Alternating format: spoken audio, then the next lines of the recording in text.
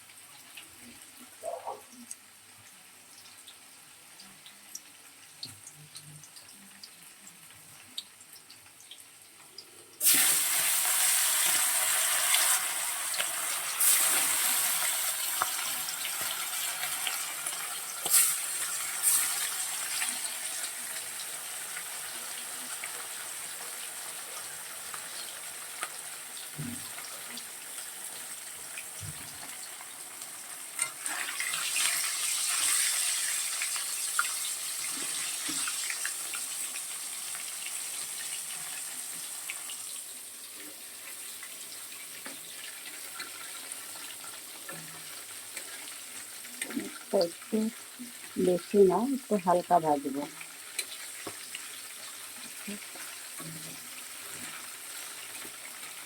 খুব বেশি ভাজলে একটু আমার খেতে পছন্দ করি না, হালকা ভাজবো।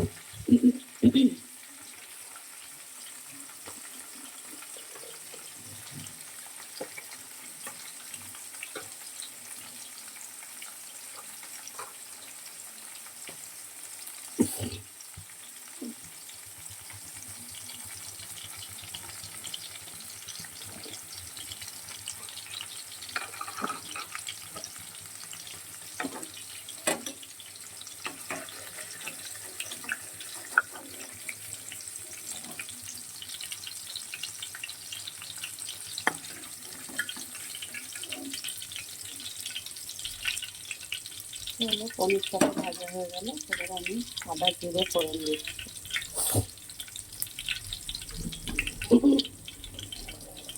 আলুটা দিয়ে দিলাম।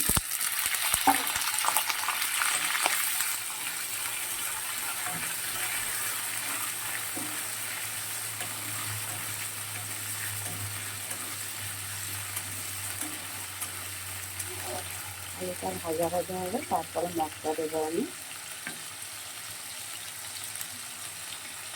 আলুগুলো কিন্তু ভাজা হয়ে গেছে, এবারে আমি যেটা দেবো জিরে বাটা দিচ্ছি।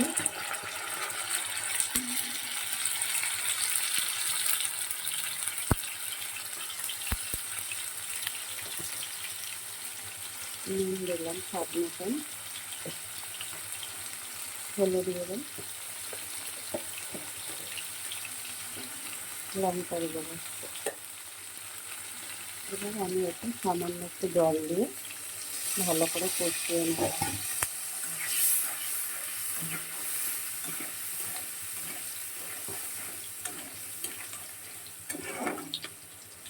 ভালো করে কষিয়ে ততক্ষণ আমি ঢেকে দিই।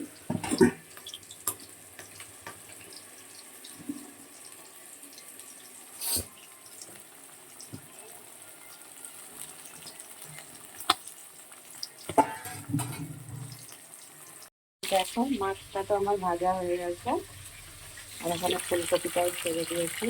মাছ রান্না করে ফুলকপিটাও আগে থেকে ভেজে নেবো। আর এখানে দেখো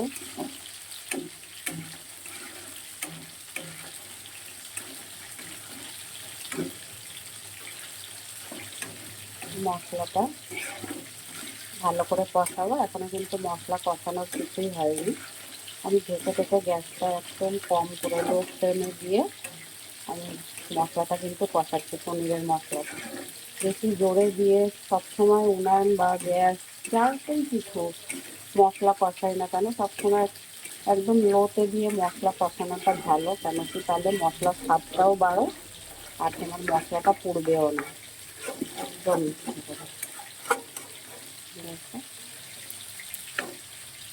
আবার একটু ঢেকে দেবো। ওদিকে আছে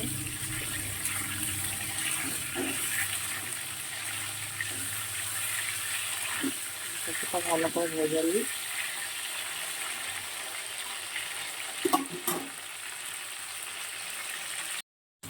দেখো ফুলকপিটাও আমার ভাজা হয়ে গেছে খুব ভালো করে।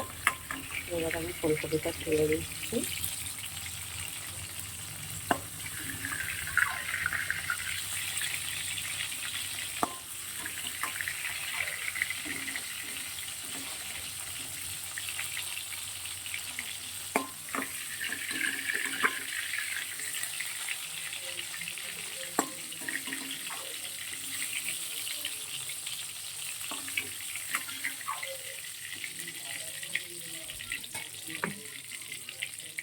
সাদা জিরে ফোড়ন দিলাম।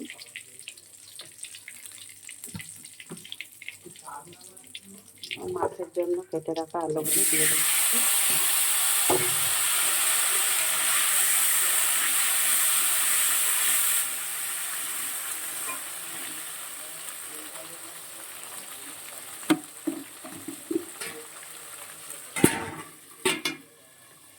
এদিকে রাখা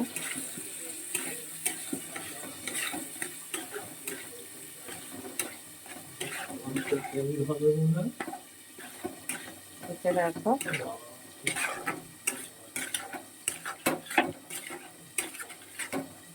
আমার মশলাটাও ভালো কষানো হয়ে গেছে, আলুও দেখো সেদ্ধ হয়ে গেছে।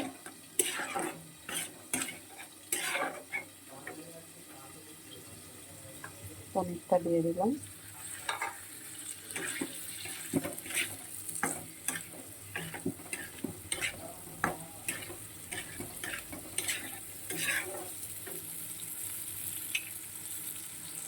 জল দিয়ে দিচ্ছি পরিমাণ মতন।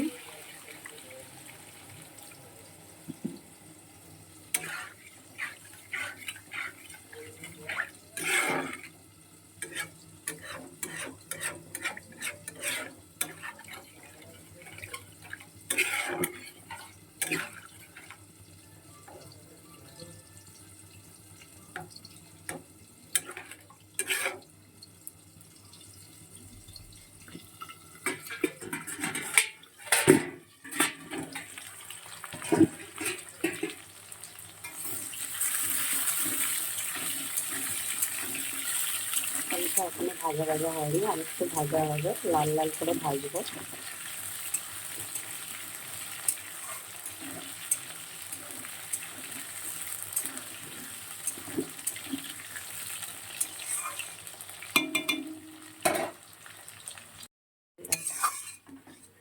আলুটা কিন্তু খুব সুন্দর করে ভাজা হয়ে গেছে।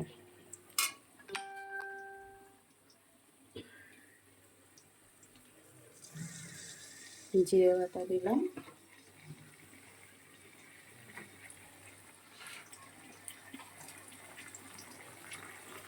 নুন দিলাম,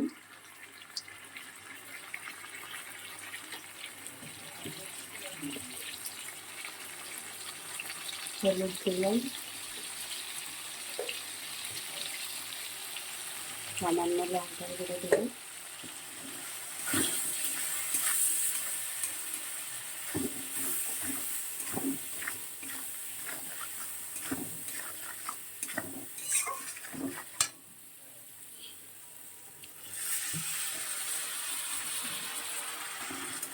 এবারে মশলাটা খুব ভালো করে কষিয়ে নেব।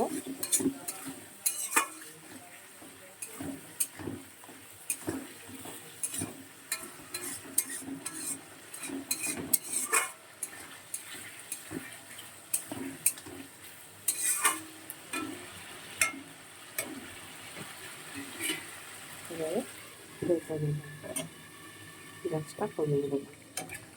এখানে দেখো পনিরটা রান্না হয়ে গেছে, এবারে নামিয়ে নেব। প্রায় 10 থেকে 15 মিনিট রান্না করে নিয়েছি পনিরটা। একটু পরিমাণ মতন ঝোলটাও কমে গেছে, আলুটাও খুব ভালো সিদ্ধ হয়ে গেছে। এবারে নামিয়ে নেব। এবারে আমি ফুলকপিগুলো ভেজে রেখেছিলাম সেগুলো এখন দিয়ে দিচ্ছি।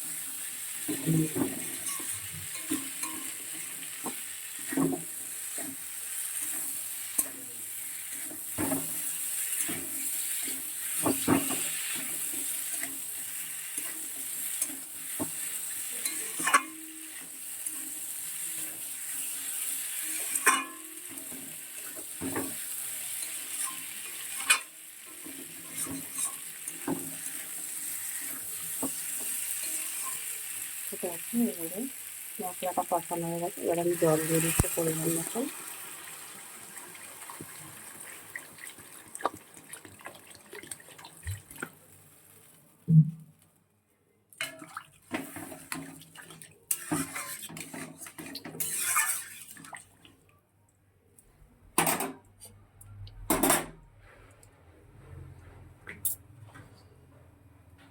ভালো করে ফুটে উঠবে, তারপর মাছগুলো দিয়ে দেবো। দেখো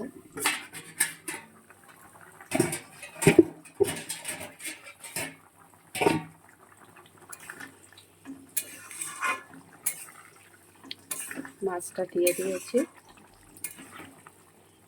আরও একটু রান্নাটা হবে।